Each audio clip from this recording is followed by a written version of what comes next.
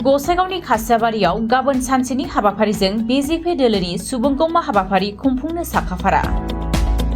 लकसभा बिसायख'थिया खाथियाव सफैनाय लोगो लोगोनो रायजोआव बारहांदोंसै बिसायख'थिनि बारहावा।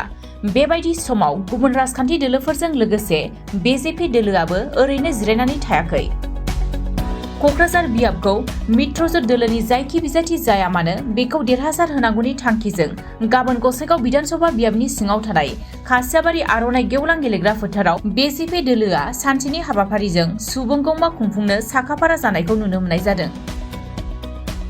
गाबोननि बे हाबाफारिखौ मोजाङै जाफुंहोनायनि नोजोरजों दिनै बे थावनियाव बिटिसिनि मावफुं सोद्रोमा रेवरेवा नार्जिहारि बिथाङा नायदिंफैदों। लोगोसे बिजेपि दोलोनि बे सुबुं गौमायाव गसाइगाव ओनसोलनि बिजेपि दोलोखौ मोजां मोनग्रा रायजो राजाफोरखौ लैहोर लैहोर बाहागो लाफैनो थाखाय खावलायहरदों मावफुं सोद्रोमाया।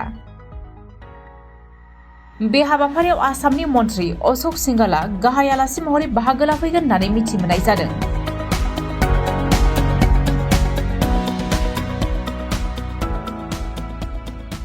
गाबोन बिजेपि दोलोनि मोनसे मिटिंनि थाखायबो साखाफारा जादों, मा बुङो नोंसोर? जोंनि जमदर मण्डलाव गाबोन रायजो कमिटि बिजेपिनि दैदेनगिरि लोगोसे जोंनि मानगोनां CM सार डक्टर हिमन्त बिश्व शर्मानि बिथोन बादियै बेवहाय मोनसे बिजेपिनि गोहो देखायनाय मोनसे मिटिं जागोन। बेवहाय जोङो 6-7 हाजार मानसि ज' जानांगौ आरो बेनि थाखाय अर्गानाइज खालामदों।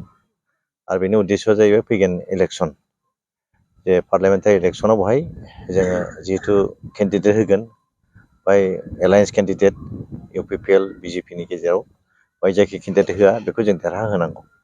बे थांखियै जों बेवहाय ज' जादों आरो बेवहाय जोङो गाबोन खालि बिजेपिनि मानसिखौ लेंहरदों, जाहाथे जोंबो जोंनि बिजेपिनि गोहोखौ बेसेबां गोहो दं जों बेखौ देखायनो नागिरदों। आरो लोगोसे UPPLआबो बिसोर गावसोरबो खालामगासिनो दं बिसोरबो।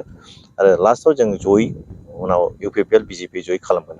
दा जों गाबोन बेवहाय माने फुंनि 9:30निफ्राय जों मिटिं जागोन। बेवहाय जोंनि मानगोनां जोंनि गार्जेन मन्त्रि अशोक सिंघाल आरो बेनि लोगोसे गुबुन सासे मन्थ्रि फैबावगोन। आरो जोंनि MLA बिथां दंफैखायो, इनचार्ज हिसाबै बिथाङा जोंनि समस्तिनि, आरो प्रभारि दंफैयो जोंनि जमदर कनस्टिटुवेन्सिनि, आरो गोबां आलासि फैबावगोन। आरो बेनि थाखाय जों प्रिपारेसन दं। जों फुरा नाजादों जे जोंनि बे जमदर समस्तिनिफ्राय 6-7 हाजार मानसि जों जेरैखिया ज' खालामगोन। आरो बेवहाय जों रायजो राजाखौ खावलायदों जाहाथे बयबो रायजो राजाफ्रा बेवहाय जिहेतु जों सरकारनि मोनसे रेलि, बे रेलियाव बयबो ज' जाफैयो। मानोना सरकारा जेरोखोम खामानि मावगासिनो दं, जोंनि मानगोनां डक्टर हिमन्त बिश्व शर्मा जेरोखोम खामानि मावगासिनो दं, डक्टर नरेन्द्र मदि जोंनि मानगोनां प्रधान मन्त्रिया जेरोखोम मावगासिनो दं, बेखौ मावनानै बे मावनायखौ नुनानै जुदि जों सरकारखौ सहाय खालामनो हायाब्ला जोंहा भबिष्यतआव जोंनि उन्नति जानायाव जौगानायाव एसे खस्थ' जागोन। आरो ओंखायनो जों बयबो रायजोखौ खावलायदों जाहाथे बयबो बे मिटिङाव बाहागो लाफैयो। खामानि मावनाय दं, दा माइ हादों बायदिसिना, अब्लाबो जोंना मिटिङा 2 घन्टासोल' जागोन। 12थानि गेजेराव मिटिङा जोबगोन। जाहाथे बयबो रायजो राजाफोर, बे ओनसोलनि जेसेबां रायजोफोर जाहाथे बयबो ज' जाफैयो, नुजाफैयो। आरो मन्त्रि, जोंनि मानगोनां मन्त्रि, जोंनि जिथु इनचार्ज बियो जोंनि बिटिसिनि, बिथांनि नोजोराव बिटिसिया मा जादों, मा मावलांनो नागिरदों, उनाव मा मावगोन, बेखौ बिथांनिफ्राय जों मिथिनानै लानो हायो। आं बेखौ खावलायबाय।